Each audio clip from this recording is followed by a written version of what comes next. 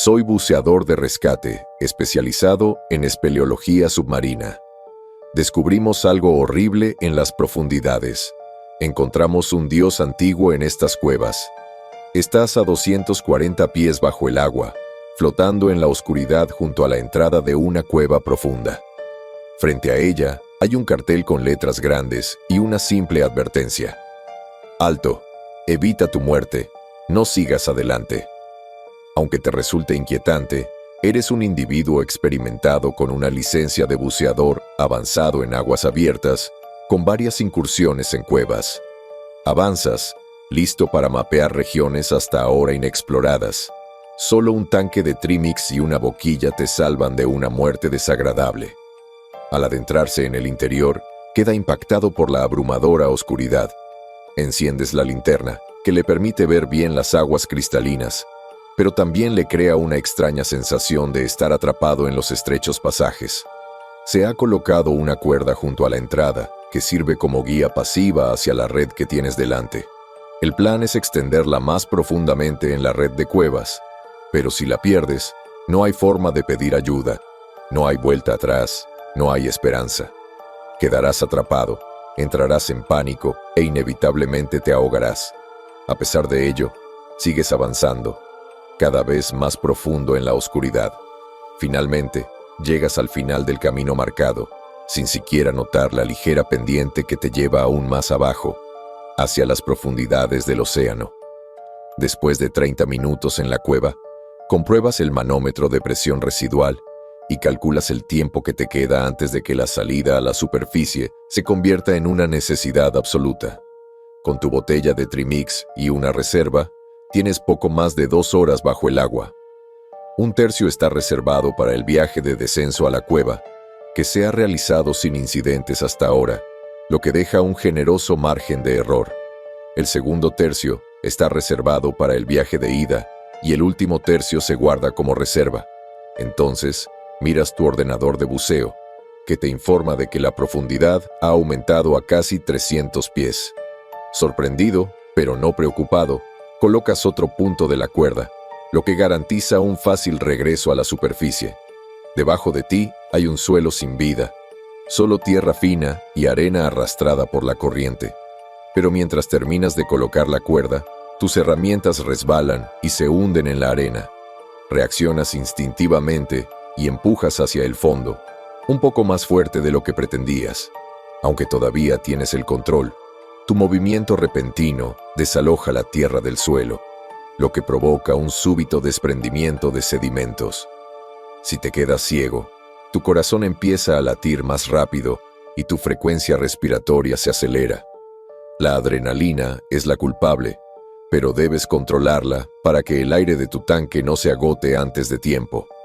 Recurriendo a tu entrenamiento, sabes que solo necesitas encontrar la cuerda y volver a las aguas claras. Extiendes la mano sabiendo que has dejado la cuerda justo encima de ti, pero no hay nada a lo que agarrarte.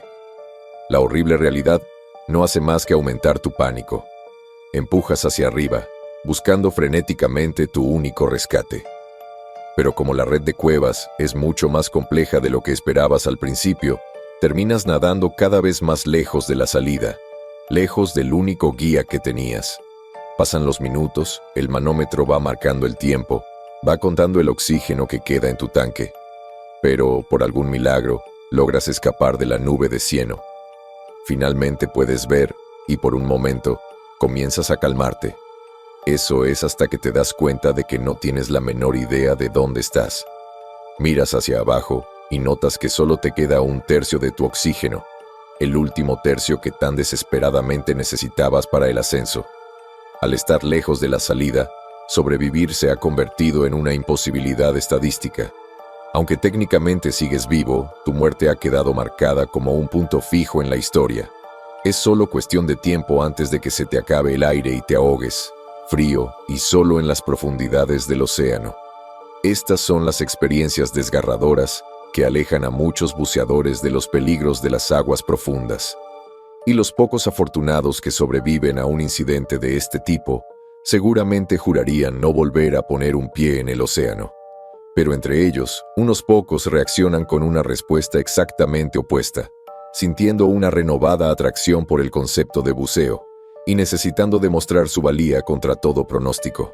Después de haber sobrevivido a uno de esos incidentes en cuevas años antes, mi alma quedó atada a las profundidades. En respuesta, comencé a practicar buceo de rescate, jurando sobre mi propia tumba proteger a otros de sufrir el mismo destino horrible. «Oye, amigo, el océano está por allí», señaló David mientras nos dirigíamos hacia Darwell Woods. «Sí, bueno, solo soy un piloto. Hablemos con el líder del equipo», replicó el hombre, apenas audible por encima del sonido del rotor del helicóptero que zumbaba sobre nosotros. Abajo había interminables campos verdes, con un denso bosque que comenzaba a aparecer en el horizonte. Un espectáculo para ser presenciado desde esa altura, pero a pesar de su belleza, anhelaba las oscuras profundidades de abajo. David se volvió hacia el resto de nosotros y bajó la voz, molesto. ¿Habla en serio? ¿Nos vio subir a bordo con el equipo de buceo? ¿Qué cree que estamos haciendo? También hay agua en el bosque, David, argumentó Maya. Si el niño se ha ahogado, nos corresponde a nosotros recuperar el cuerpo. Si el niño se ha ahogado, ya no es una emergencia, añadió Andrew. Aunque era insensible, el hombre tenía razón.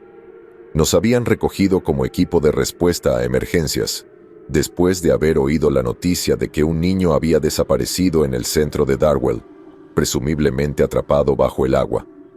Aunque los detalles eran escasos, yo también me preguntaba por qué nos dirigíamos hacia el bosque. Era una zona que conocía íntimamente a través de muchas excursiones a lo largo de los años, por lo que sabía que el lugar no tenía grandes masas de agua, lagos ni ríos. ¿Qué opinas, Rick?, preguntó Maya, sacándome de mi profunda contemplación. Solo estoy tratando de averiguar dónde se supone que debemos bucear y qué tan profundo podría ser el lugar para justificar un equipo de buceo. No hay lagos en Darwell Woods, explicó Andrew con seguridad. He vivido por aquí toda mi vida. Nunca he visto un maldito lago. Nos vamos a otro sitio. Nos había llamado la atención, porque aunque habíamos sido reclutados explícitamente para una inmersión de rescate en un área sin océano ni lagos, Andrew no parecía tan sorprendido. Vaya, hombre de avanzada edad y gran sabiduría, por favor comparte con nosotros tus perlas de información, soltó Maya sarcásticamente. Andrew, como siempre, ni siquiera hizo caso de la ocurrencia de Maya. Se limitó a mirarnos a cada uno de nosotros, como si estuviera formulando una pregunta sin palabras, formulada únicamente en silencio. No somos solo buceadores recreativos, ni siquiera buceadores en aguas abiertas, somos buceadores de cuevas. Luego se volvió hacia mí, con una media sonrisa en su rostro. ¿O qué piensa usted, jefe? Aunque la idea ya me había cruzado por la cabeza, no era algo que me resultara agradable. Una cueva oculta en el bosque podría haberse inundado durante una de las muchas tormentas recientes, pero el hecho de que una cueva se inundara inesperadamente conllevaba muchos riesgos imprevistos, como fuertes corrientes, aludes de lodo y derrumbes. Y aunque no tenía ningún temor al nadar en cuevas submarinas, una causada por inundaciones repentinas me provocó escalofríos en la columna vertebral. Habíamos estado volando durante una hora antes de llegar a Darwell Woods, planeando por el aire a baja altitud, rumbo a un conjunto de coordenadas dadas en el centro mismo del bosque. Empecé a preguntarme cómo podríamos aterrizar en una vegetación tan densa, pero a medida que nos acercábamos a nuestro destino, se reveló una gran abertura que nunca había visto antes, una prácticamente diseñada para rescates aéreos. Entre los árboles empezaron a aparecer pequeñas figuras que llevaban chalecos reflectantes de colores vivos. Un par de ellas salieron corriendo al claro y nos hicieron señas para que bajáramos el helicóptero. Tras un aterrizaje brusco, nos encontramos con media docena de trabajadores de rescate. Salimos con nuestros tanques de mezclas de gases, trajes de neopreno y máscaras, y nos sentimos casi aliviados cuando la tripulación nos recibió. ¿Quién manda aquí?, pregunté. La tripulación se volvió hacia un hombre de mediana edad y aspecto desaliñado, que se presentó enseguida como Graham. Me estrechó la mano y nos agradeció por haber venido, antes de indicarnos con un gesto que lo siguiéramos hacia el objetivo, situado a media milla dentro del bosque. Afortunadamente, el equipo nos ayudó con el transporte de nuestro equipo pesado, lo que nos permitió reunir fuerzas para la misión. Una vez que comenzamos a caminar, Graham finalmente comenzó a arrojar algo de luz sobre la situación. Nos llamaron hace 2 días porque un niño de 10 años desapareció mientras acampaba en el bosque con sus padres. Al no dejar rastro, sus padres no tuvieron más remedio que buscar ayuda. Pero como no había señal en esa zona tan salvaje, su padre decidió correr toda la distancia hasta llegar a un pequeño pueblo, donde pidió prestado un teléfono fijo para llamarnos. Resulta que el terreno que rodea esta zona está plagado de ríos submarinos que crean una enorme red de cuevas inundadas. En una de ellas, el niño entró accidentalmente a través de un agujero de 2 pies de ancho oculto debajo de unos arbustos. Un agujero lo suficientemente grande para que un niño flacucho se deslice dentro, pero demasiado pequeño para un adulto.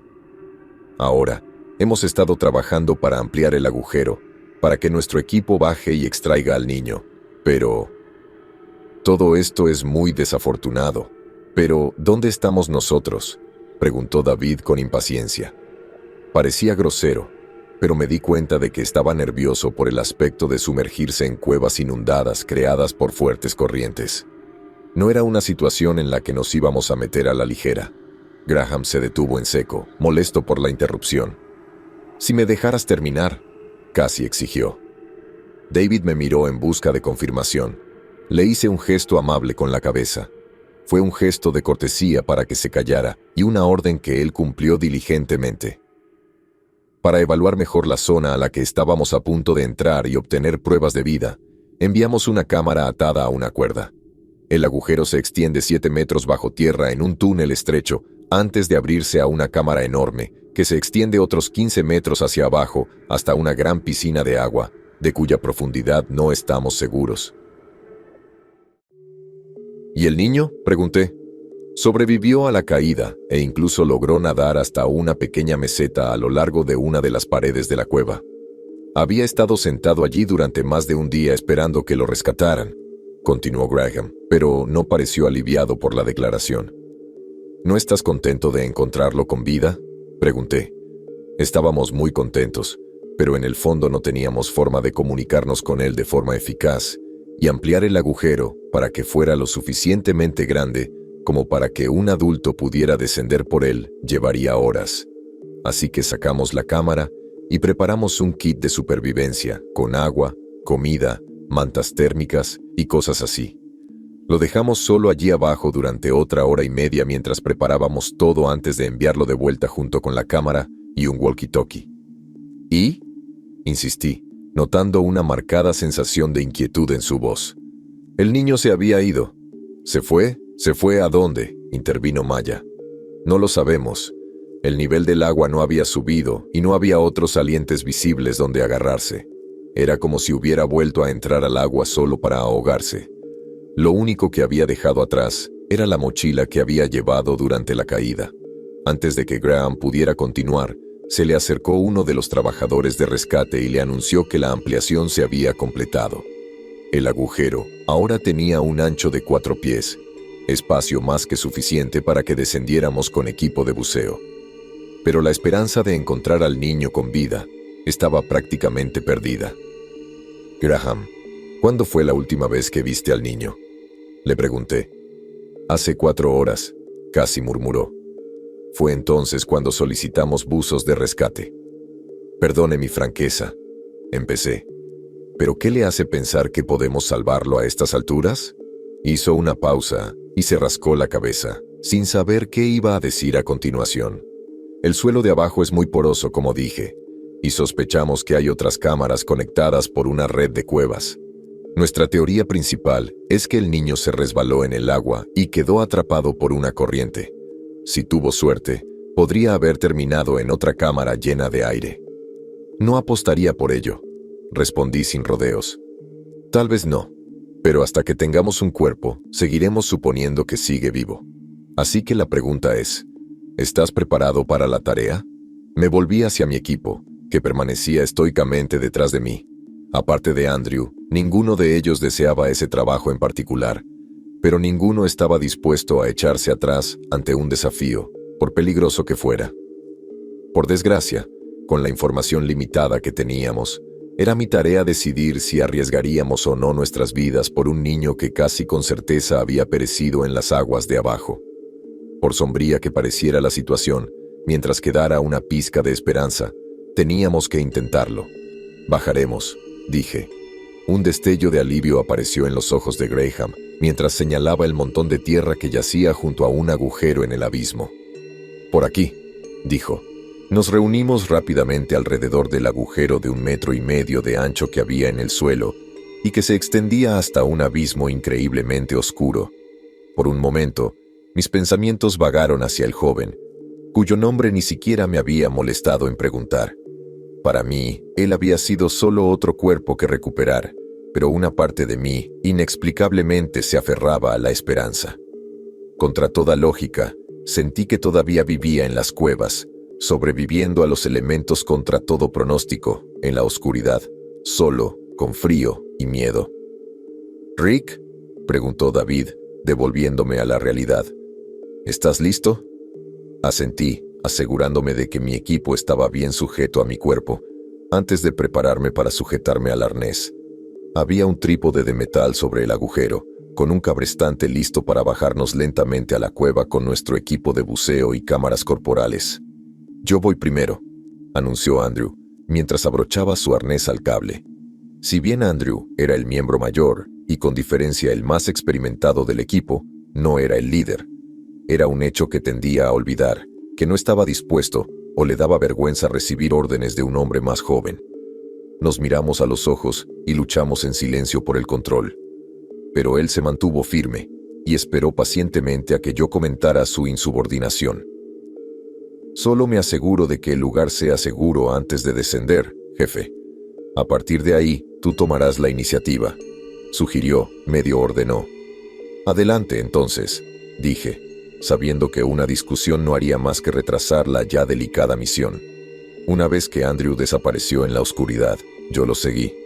El cabrestante cobró vida y me bajó lentamente hasta el agujero.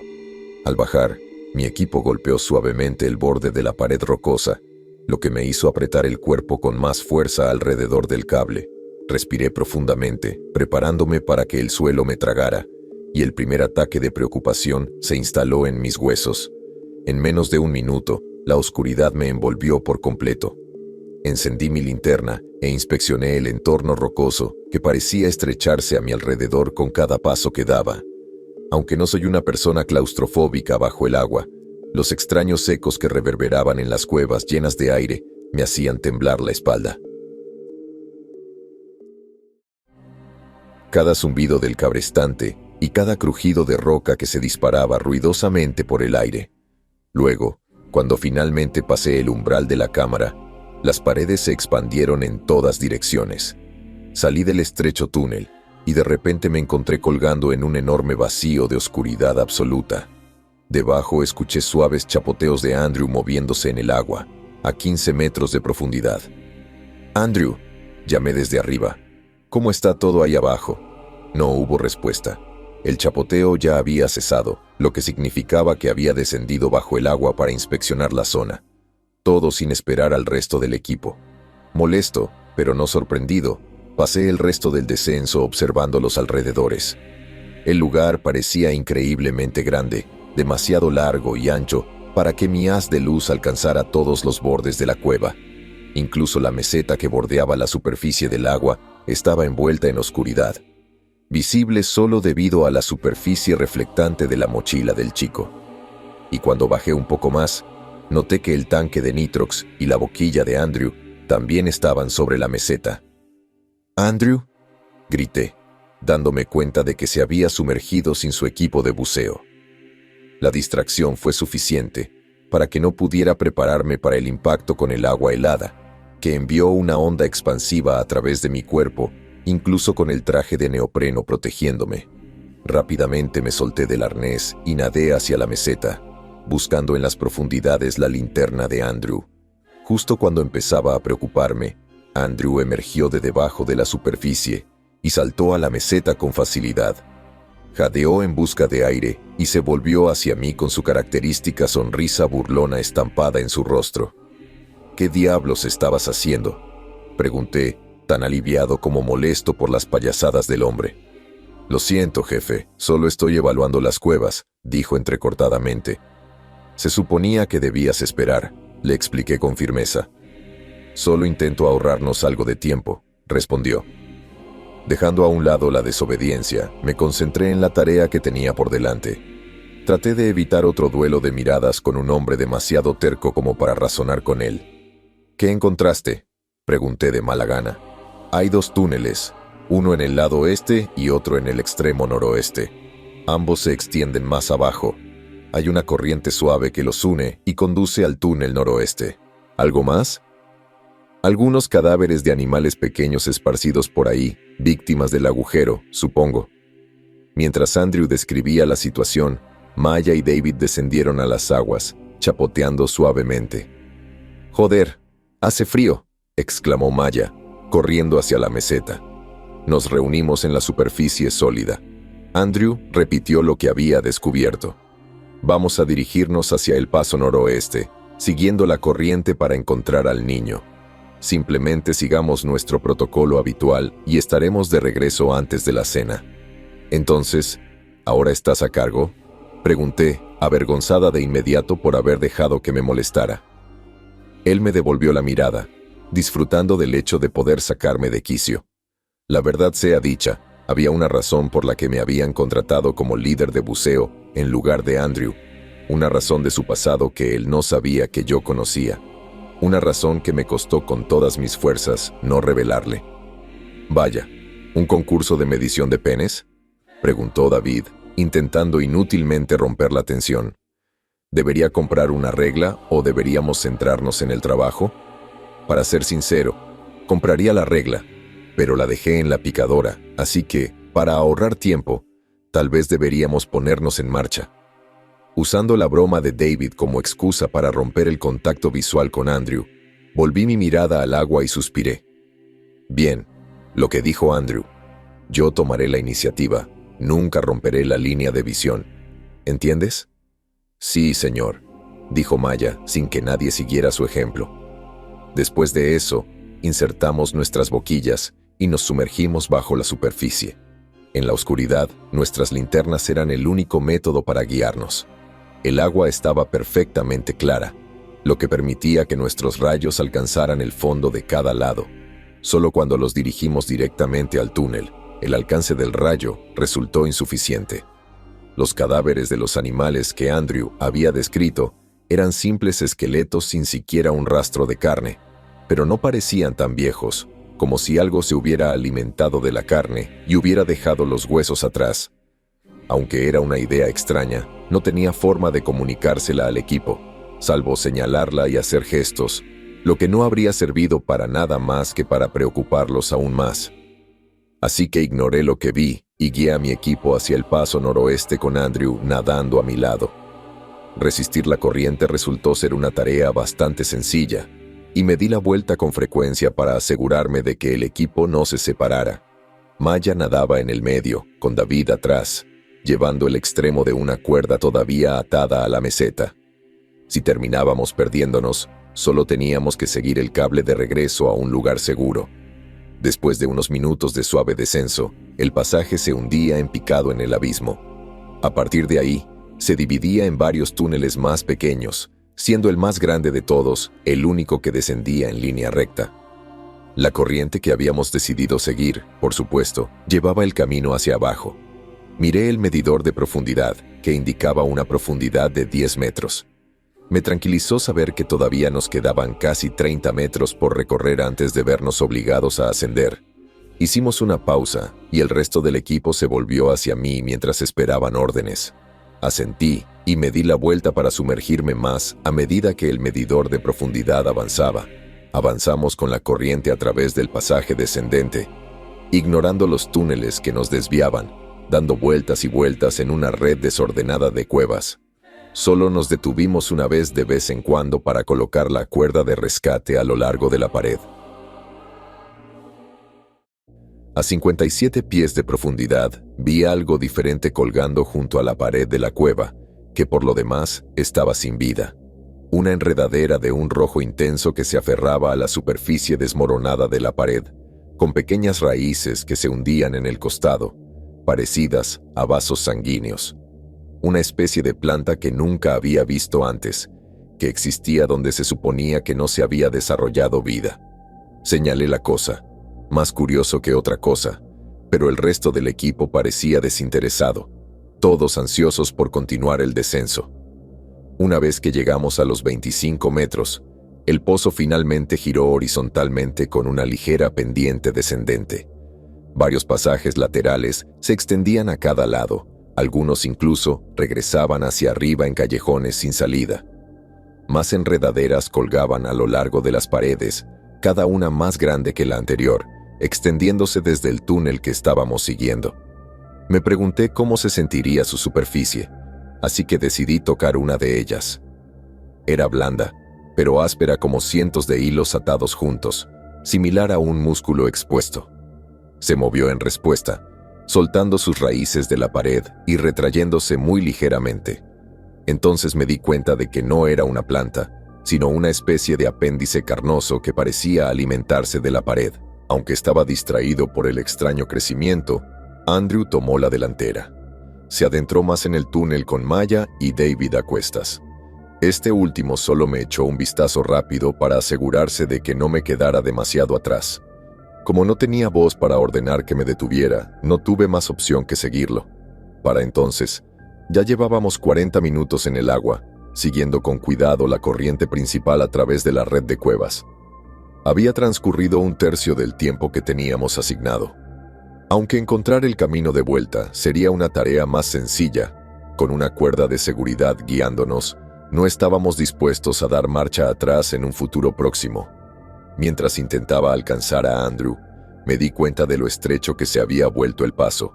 Incluso si aceleraba, no tenía forma de pasar al resto del equipo sin correr el riesgo de quedarme atascado. Así que me quedé atrás, esperando a que el camino se ensanchara una vez más. Distraído por la cueva cada vez más claustrofóbica, no presté mucha atención al medidor de profundidad. Como la pendiente descendía casi imperceptiblemente, no le di mucha importancia hasta que comencé a notar los primeros signos de narcosis por nitrógeno. Una sensación de ansiedad imperecedera que no se justificaba en esa etapa de la misión. Sin que lo supiéramos, habíamos logrado alcanzar una profundidad de 150 pies, un hecho que el resto del equipo no parecía haber notado, a pesar de nuestras muchas experiencias en situaciones similares. Extendí la mano para tocar el pie de David, solo para notar que la creciente fuerza de la corriente lo alejaba. Entonces, el pasaje terminó de repente y condujo a otro pozo en el suelo, en el que Andrew se zambulló de cabeza, adentrándose más en las cuevas. Intenté soltarme, con la esperanza de que se dieran cuenta, pero la corriente me arrastró también hacia adentro. Nos dejó caer en una gran cámara submarina. Una vez más, sentí como si estuviéramos flotando en un vacío de vasta oscuridad, con el fondo de la habitación infinitamente lejos debajo, fuera del alcance de nuestras luces. Ahora estábamos 200 pies debajo de la superficie, con Dios sabe cuánto espacio debajo de nosotros. En el techo, sobre nosotros, noté lo espesos que se habían vuelto los matorrales. Pasaron de ser enredaderas a tallos enormes con venas oscuras que los recorrían y conducían a las profundidades de las cuevas. Latían a lo largo de la pared, succionando los pocos nutrientes que podían de las paredes. Saludé al equipo y comencé a sentir los efectos de la narcosis por nitrógeno apoderándose de mi cuerpo. Donde el resto del equipo podría haber sentido una sensación de confianza ebria, yo estaba sufriendo el efecto opuesto. Quería abortar la misión y regresar a la superficie, pero Andrew estaba obsesionado con la idea de llegar al final de la cueva. Señaló un punto lejano al otro lado de la cámara donde la corriente parecía llevarnos. Allí colgaba una luz tenue que emergía de otra abertura en las paredes de la cueva. Aunque estaba al alcance del aire que nos quedaba, significaba un descenso adicional de unos 15 metros. Era un riesgo que no estaba dispuesto a correr sin el gas adecuado. Mientras Andrew insistía sin decir palabra, Maya y David se acercaron a mí. ambos dándose cuenta de la peligrosa situación en la que estábamos a punto de entrar. Si seguíamos buceando, nos arriesgábamos a desorientarnos lo suficiente como para perder la orientación y acabar ahogándonos los cuatro en una tumba fría. Sabiendo que no tenía ninguna posibilidad de convencernos, Andrew comenzó a seguirnos hasta el agujero en el techo de la cámara, donde habíamos asegurado la última conexión de la línea. Pero antes de que pudiéramos llegar al agujero, David también notó los extraños crecimientos en la pared. Se acercó para inspeccionarlos, extendiendo su mano para tocarlos suavemente. En respuesta, una docena de raíces más pequeñas se desprendieron de la pared, pero en lugar de retraerse como había visto en las partes menos profundas, estas raíces se extendieron hacia David, envolviéndose rápidamente a su alrededor. Maya y Andrew ya habían nadado por la salida del techo y no se dieron cuenta de la lucha de David. Grandes cantidades de polvo y suciedad emergieron de la pared desmoronada donde se desprendieron las raíces, lo que provocó una acumulación instantánea de sedimentos. Intenté apuntar con mis luces al resto del equipo, pero la niebla que emergía era demasiado espesa para que mi haz la penetrara. Entonces, saqué el cuchillo de mi cinturón y comencé a cortar las enredaderas que envolvían a David. Los brotes eran bastante fáciles de cortar, pero la gran cantidad de ellos hacía que fuera una tarea inútil, y como surgían más, arrastrando a David hacia las profundidades, sabía que no tenía ninguna posibilidad de salvarlo. Aún así, en absoluta desesperación, David se aferró a mi mano, arrastrándome hacia abajo con él. Una vez más, traté de cortar las enredaderas para alejarlo, pero en el caos, logré dejar caer mi cuchillo, dejándolo hundirse en el abismo infinito de abajo. Eché un último vistazo al medidor de profundidad mientras nos bajaban y me di cuenta de que estábamos a unos 300 pies por debajo de la superficie. La narcosis por nitrógeno se había convertido en una certeza absoluta. Sentí que mi cuerpo se debilitaba. El terror se instalaba en mi alma, junto con una sensación de absoluta desesperanza. Me di cuenta de que David estaba experimentando los mismos efectos, porque su agarre se aflojó lentamente. Finalmente me soltó antes de que la criatura lo arrebatara hacia la luz en la pared. Allí estaba, colgado en el vacío, sin saber ya dónde estaba arriba o abajo. Podía sentir que mi mente se desvanecía rápidamente. La oscuridad ocupaba mi visión periférica. Entonces supe que me iba a ahogar. Pero entonces sentí que algo me rodeaba el brazo y se extendía a través de la nube de cieno. No era una enredadera, sino una mano que me alejaba. Demasiado confundida para comprenderlo, y mucho menos para luchar contra ello, dejé que mi mente se hundiera en un profundo estado de sueño, sin preocuparme ya por lo que me pudiera pasar. Podrían haber pasado segundos, minutos, incluso horas antes de que finalmente recuperara la conciencia. Seguía bajo el agua, siendo arrastrada a través de estrechos túneles mientras el medidor de profundidad mostraba un número que disminuía lentamente en mi muñeca. Miré hacia arriba y vi a Andrew tomándome de los brazos, arrastrándome de regreso a un lugar seguro. Una vez que finalmente salimos a la superficie, Maya y Andrew me envolvieron en mi arnés y me ataron al cable. Mientras ascendía fuera de la cueva, comencé a recuperar mis sentidos. Me pregunté qué había visto allí abajo, si había sido producto de mi mente débil en las profundidades o si había sido real. Pero David había sido secuestrado. Eso no fue una alucinación y yo no había podido salvarlo. El equipo de rescate del bosque me atendió de inmediato, pero la narcosis por nitrógeno no me había causado daños duraderos. Y cuando el resto de mi equipo llegó a la superficie, la desesperación y la confusión iniciales se habían transformado en algo completamente distinto. Un sentimiento incesante de ira. «Lo mataste», murmuré, todavía demasiado débil para gritar. Andrew se acercó a mí, se inclinó hasta quedar a mi altura y me habló en voz baja. «¿Qué fue eso?» «Fue tu culpa. Mataste a David», solté, acusándolo por no haber comprobado el medidor de profundidad. «Acabo de salvarte la vida», dijo Andrew mientras me ayudaba a levantarme. «Una vida que no habría necesitado ser salvada si me hubieras dejado tomar el mando». «Estaba tratando de encontrar a ese maldito niño», fue su respuesta. Me detuve y vi que había una multitud reunida a nuestro alrededor. Aunque todavía no habían oído el contenido de nuestra discusión, era fácil notar la animosidad entre los dos. Me incliné más cerca y bajé la voz hasta convertirla en un mero susurro. «Sabes, por eso estoy a cargo. No pienses ni por un segundo que no sé sobre tu comportamiento imprudente en el pasado. Esto es lo que pasa cuando eres tú quien está a cargo». «Basta, por favor», dijo Maya, interponiéndose entre nosotros. «¿Qué le pasó? ¿Dónde está David?» Terminando nuestro enfrentamiento, ambos nos giramos hacia Maya, sin saber cómo explicar por qué David no había regresado con nosotros. Él, comencé, sin estar del todo segura de lo que había experimentado en las profundidades. Los tumores, él fue llevado por ellos. ¿Qué?, preguntó Maya confundida. David se perdió en el cieno, explicó Andrew. No pude encontrarlo. Debió haber seguido la luz en las profundidades, pensando que era una de nuestras linternas. No fue eso lo que pasó, repliqué, casi gritando. Esas cosas que estaban ahí abajo lo envolvieron y lo alejaron. El equipo de rescate se quedó de brazos cruzados, mirándonos con incredulidad.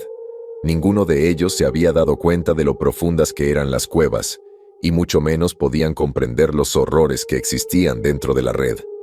Aunque debía haber parecido loco, ya no me importaba. Fue una alucinación causada por la narcosis del nitrógeno, respondió Andrew, pero su confianza habitual parecía un poco desvanecida. Al sumergirse en el cieno para salvarme la vida, él también debe haber visto los tentáculos retorciéndose. Simplemente no estaba listo para admitirlo. Aún así, me detuve a pensar en el hecho de que David podría haberse ahogado. Miré a Andrew con una clara duda en sus ojos, un hecho que solo fortaleció mi propia determinación. Tenía que haber sido real.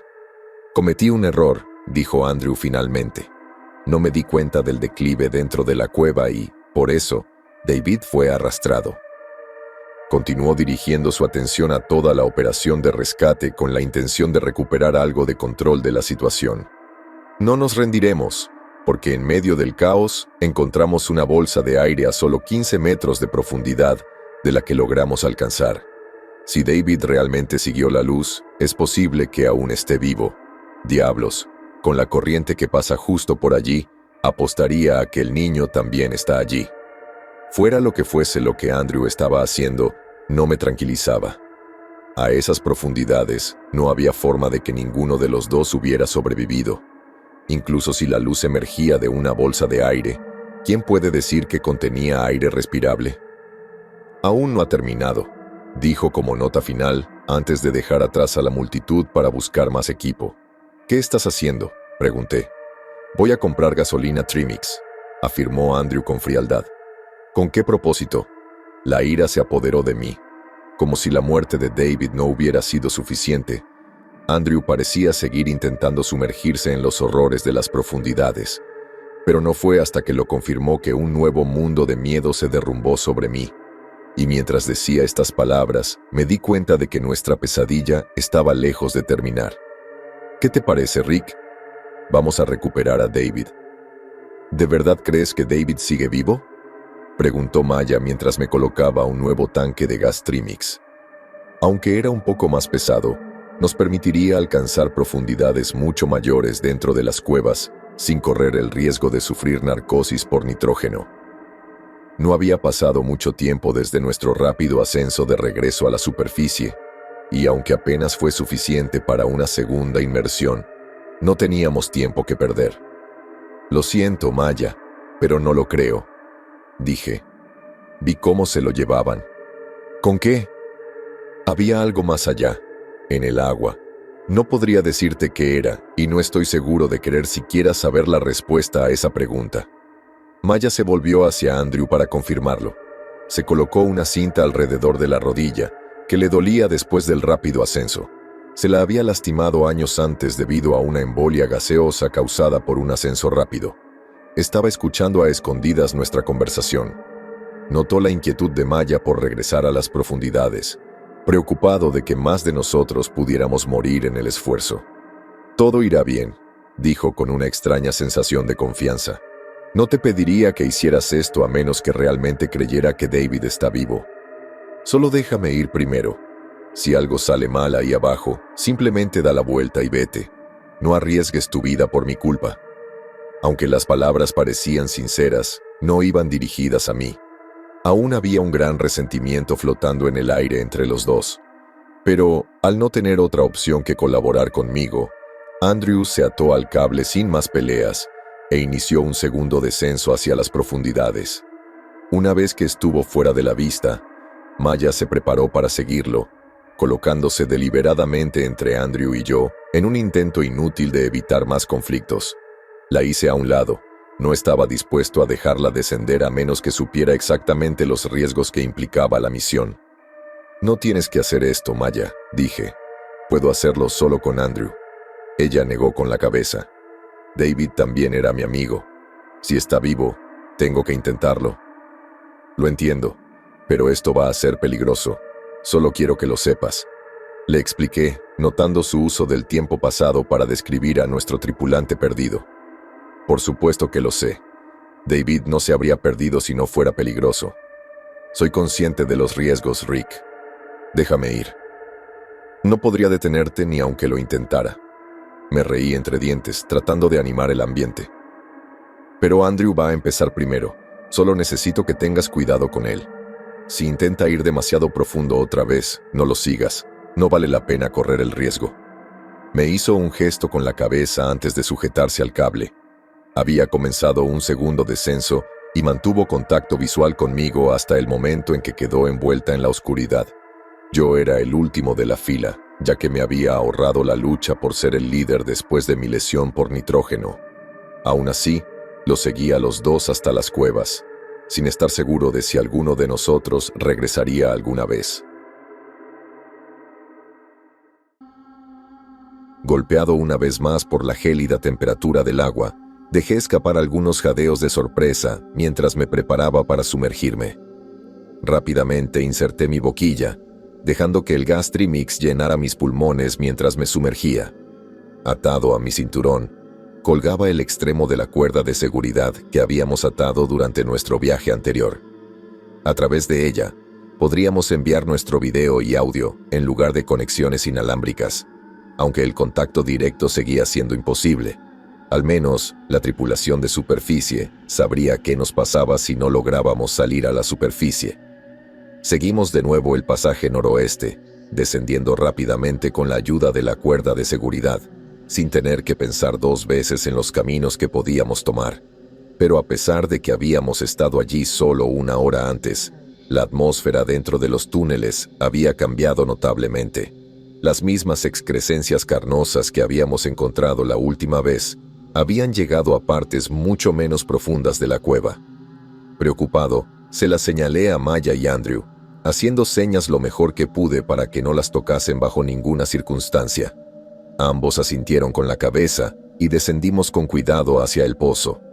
Los estrechos pasillos que precedían a la cámara abierta estaban completamente enredados en las plantas, lo que estrechaba aún más el espacio, como si las paredes se estuvieran cerrando progresivamente unas sobre otras. Esto hacía que fuera casi imposible atravesarlos sin perturbar las enredaderas, lo que nos obligaba a rozarlas en muchas ocasiones.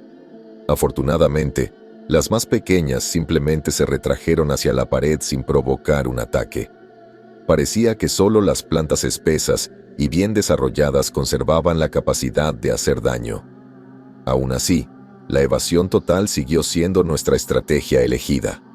A continuación, nos adentramos en la cámara abierta. Como antes, el inmenso vacío colgaba debajo de nosotros, una visión desgarradora sin un final visible. Paralizado, sentí escalofríos recorriendo mi columna vertebral, preguntándome qué clase de pesadillas existían en las profundidades. Al revisar mi computadora de buceo, noté que habíamos regresado a 200 pies por debajo de la superficie. Si todavía hubiéramos llevado tanques de nitrox, habríamos comenzado a experimentar las etapas avanzadas de narcosis por nitrógeno, pero con Trimix todavía teníamos una gran distancia por recorrer. Por ahora, nos mantuvimos a salvo. Al frente de nuestro grupo flotaba Andrew. sin impresionarse ni inquietarse por el abismo que se extendía debajo. Su mente estaba fijada únicamente en la extraña luz que emergía del agujero en la pared. Pero al menos esta vez, esperaba a que el resto de nosotros lo siguiéramos hacia las profundidades de las cuevas. Con frecuencia se daba la vuelta y nos hacía señas para que nos apresuráramos a unirnos a él, sin perderse nunca de vista. Aunque apreciaba el sentimiento, no estaba segura de si era una estrategia de autopreservación o de trabajo en equipo. Pero mientras me dirigía hacia la abertura, algo en las profundidades me llamó la atención, apenas visible desde la parte más profunda de la cámara. Allí, varios cientos de pies más abajo, noté varias luces azules frías colgando en el agua, casi bailando unas alrededor de otras en una sinfonía cautivadora. Un fuerte estruendo emergió de su origen como una voz antigua que gritaba en el vacío. Miré a mi equipo, queriendo hacer un gesto salvaje y anunciar mi descubrimiento, pero mi cuerpo se negó a cooperar, paralizado por la angustiosa vista que había debajo. Cuanto más miraba, más sentía que mi cuerpo sucumbía a una fuerza desconocida. Me tensé, paralizada por una sensación de terror que solo aumentaba a medida que descendía. Mientras Maya y Andrew se dirigían directamente a la cueva, yo me quedé atrás, incapaz de apartar la mirada de las profundidades. Empecé a hundirme, tratando desesperadamente de luchar, pero en lugar de temer mi inminente muerte, me sentí extrañamente relajada, casi dándole la bienvenida a la muerte como a una vieja y querida amiga. Mi medidor de profundidad contó hacia arriba, y rápidamente llegó a 300 pies. 310, 320. En cuestión de minutos, me sobrevendría la narcosis y mi cuerpo quedaría para siempre en las profundidades. Pero antes de llegar al punto sin retorno, Maya y Andrew corrieron para llevarme de vuelta a las partes menos profundas. Al romper la línea de visión con las luces, finalmente recuperé la atención, tratando de transmitir lo que acababa de ver solo con el lenguaje corporal. Pero fue inútil. Y una vez que miré hacia abajo, las luces se desvanecieron rápidamente. Me había atraído su brillo, y me habría hundido diligentemente hasta la muerte si no hubiera sido por la rápida intervención de mi equipo. Confundido, traté de concentrarme nuevamente en la misión. Seguí a Andrew hacia la abertura en la pared de la cueva, listo para averiguar si el lugar realmente contenía una burbuja de oxígeno que podría haber mantenido con vida a David y al niño. Atrás quedaron los claustrofóbicos pasillos del pasaje noroeste. En cambio, seguimos la corriente hacia un gran túnel lleno de una hermosa y cálida luz. Emergía de estructuras similares a plantas en la pared, tallos que se extendían con bulbos amarillos en el extremo, cada bulbo cubierto de vellosidades que se retorcían alrededor del agua, atrapando pequeñas partículas. Al igual que las enredaderas en la pared, su tacto se parecía al de un músculo expuesto, claramente una parte del mismo ecosistema que las enredaderas de carne. Flotamos en la luz, asombrados por su belleza. Aunque parecían inofensivos, hicimos todo lo posible por no tocarlos, aunque de vez en cuando los rozamos sin consecuencias. Por un momento, simplemente existimos en su mundo, experimentando una deliciosa sensación de paz, como si los peligros de la profundidad ya no representaran una amenaza. Pero como nuestro indicador de presión residual bajaba lentamente, decidimos seguir avanzando, flotando por el pasillo brillantemente iluminado. Las enredaderas malignas aún existían entre las luces, pero parecían estar contenidas por las bombillas incandescentes. Solo unas pocas se atrevieron a extenderse hacia el interior del túnel, en busca de algo que pudiera flotar. A lo lejos, apareció un extraño reflejo en el techo de la cueva, que reconocimos inmediatamente como la superficie del agua. Contra todo pronóstico, se había formado una bolsa de aire en las cuevas inundadas, que existía en condiciones casi imposibles. Pero si los gases que había en su interior eran respirables, era una pregunta que quedaba sin respuesta. Todo lo que podíamos hacer era rezar mientras avanzábamos a toda prisa, aferrándonos a la pequeña posibilidad de que David todavía estuviera vivo. Pero algo sucedió a medida que nos acercábamos a la superficie, un cambio casi imperceptible al principio, como si las luces comenzaran a apagarse. Maya fue la primera en darse cuenta y se dio la vuelta para evaluar la situación. Efectivamente, las bombillas que nos habían calentado unos momentos antes estaban comenzando a retraerse hacia la pared, haciendo que la cueva se oscureciera progresivamente. Y a medida que se retiraban, las enredaderas comenzaron a emerger en masa. En cuestión de segundos, la entrada de la cueva se había cerrado por completo debido a la gran cantidad de enredaderas, bloqueando nuestra única ruta de escape. Con cada segundo que pasaba, más bulbos se plegaban sobre sí mismos, permitiendo que más enredaderas llenaran el espacio. Solo entonces nos dimos cuenta de que todo el pasaje estaba a punto de cerrarse. O salíamos a la superficie de inmediato, o nos enredaríamos en el organismo carnal. El pánico se apoderó de nosotros y nadamos rápidamente hacia la superficie, que todavía estaba a cierta distancia. Mientras tanto, las enredaderas se hicieron más gruesas y numerosas, avanzando hacia nosotros a velocidades impresionantes. Andrew encabezó la carrera, mirándonos de reojo para asegurarse de que no nos habíamos quedado atrás, pero al hacerlo, no se dio cuenta de que aparecían enredaderas directamente frente a él. Demasiado lento para reaccionar, fue agarrado por el apéndice, que posteriormente comenzó a enroscarse alrededor de su hombro. Sacó su cuchillo y rápidamente cortó la enredadera, a lo que el resto respondió enviando docenas, todas las cuales envolvieron a Andrew. Corrí hacia él, saqué mi propio cuchillo y le corté la carne. Pero había demasiados, y, en poco tiempo, yo también estaba atrapado en el enredo, inmovilizado de inmediato por la sorprendente fuerza de las enredaderas. Maya permaneció como la única buceadora libre, pero las enredaderas también la alcanzaron rápidamente. Una de ellas logró agarrarle la cabeza, arrancándole la boquilla en el proceso, que desapareció en el caos. Al quedarse sin aire, Maya entró en pánico mientras lo buscaba desesperadamente en el suelo, pero fue inútil. Usando lo que me quedaba de movilidad, señalé la superficie, indicándole que nos dejara atrás y se salvara. Ella me miró a los ojos, sacudió la cabeza y comenzó a tirar de las enredaderas con sus propias manos mientras lentamente intentaban exprimirnos la vida. Fue inútil. Con los ojos llenos de tristeza, Maya no tuvo más opción que correr hacia la superficie, sin saber si el aire que había encima podía siquiera sustentar la vida humana. Los tentáculos se envolvieron con más fuerza a nuestro alrededor. Algunos empezaron a atravesar el traje y a hundirse en mi carne. Quería gritar, pero luché por mantener mi protector bucal en su lugar, para no ahogarme en el infierno en el que había entrado voluntariamente. Pero a medida que la presión aumentaba a mi alrededor y el dolor se hacía cada vez más intenso, sentí que me desvanecía. Lo último que vi antes de perder definitivamente el conocimiento fue a Maya escapando hacia la bolsa de aire, la única que no estaba atrapada. Todo lo que vendría después sería oscuridad eterna.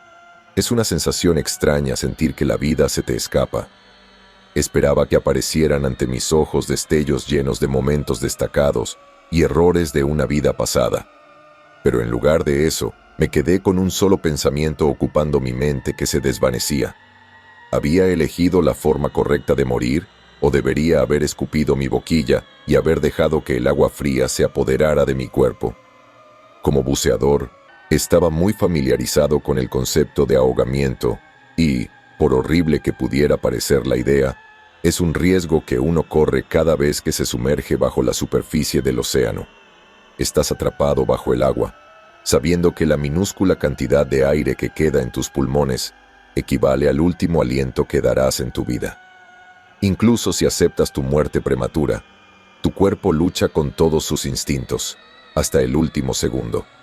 Se niega a dejarte inhalar, se tensa para evitar que el agua entre en tus pulmones.